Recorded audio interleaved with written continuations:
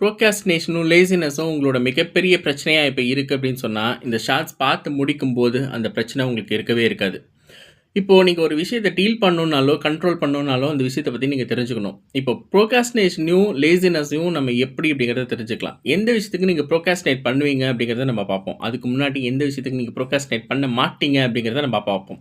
உங்களோட ஃபேவரைட் ஆக்டரோட படம் வந்துட்டு இன்னைக்கு ரிலீஸ் ஆகுது அப்படின்னு சொன்னா, ஃபர்ஸ்ட் டே, ஃபர்ஸ்ட் ஷோ நீங்க டிக்கெட் புக் பண்றதுக்கு ப்ரோகாஸ்டினேட் பண்ணுவீங்களா? உங்ககிட்ட காசே இல்ல அப்படின்னு சொன்னாலும், ஏதாவது ஒரு வகையில உங்களுக்கு பணத்த சம்பாதிக்கவோ, அதே சமயம் எங்கேயாவது கடன உடன வாங்கியாவது டிக்கெட் புக் பண்ணிட்டு, அந்த ஃபர்ஸ்ட் டே, ஃபர்ஸ்ட் ஷோ மூவிக்கு நீங்க போவீங்க இல்லையா?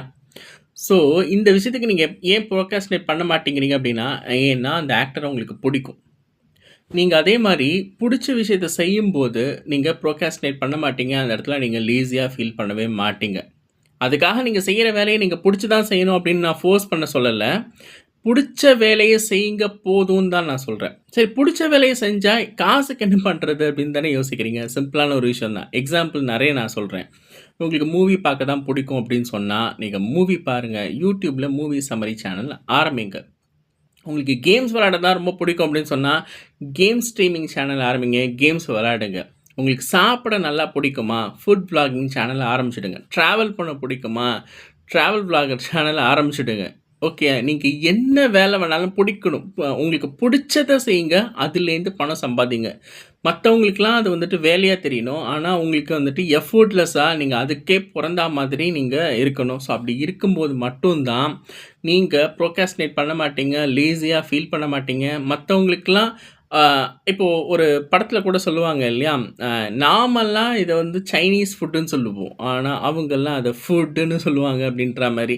ஏன்னா, அவங்க சைனால இருப்பாங்களாம். அது ஒரு எக்ஸ்பிரஸ் பண்ணுவாரு அந்த ஆக்டர்.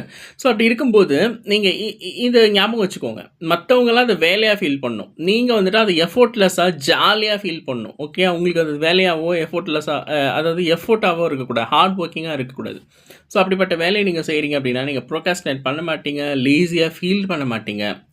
சரி, நீங்க இருக்கிற அந்த உங்களுக்கு புடிச்ச அந்த விஷயத்துலேருந்து எப்படி பணம் சம்பாதிக்கிறதுன்னு தெரியல அப்படின்னு சொன்னா, சிம்பிள். நீங்க வந்துட்டு ஏஐ லிவரேஜ் பண்ணிக்கோங்க.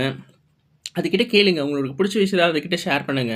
அதுகிட்ட கேளுங்க. இதுலேருந்து நான் எப்படி பணம் சம்பாதிக்கலான்னு. அது ஏகப்பட்ட வழி உங்களுக்கு சொல்லும். ரொம்ப தாராளமா உங்களால வந்துட்டு, உங்களுக்கு புடிச்ச வேலைய செஞ்சே உங்களால பணம் சம்பாதிக்க முடியும். அந்த சமயத்தில உங்களுக்கு ப்ரோகாஸ்டினேஷன் இருக்காது. லேசினஸ் இருக்காது. புடிக்கல அப்படின்னா அந்த வேலைய நீங்க அவுட்சோர்ஸ் பண்ணிடுங்க. வேற யார்கிட்டயாவது வச்சு அந்த வேலைய முடிச்சுக்கோங்க. நீங்களே செய்யணுன்ற அவசியம் கிடையாது.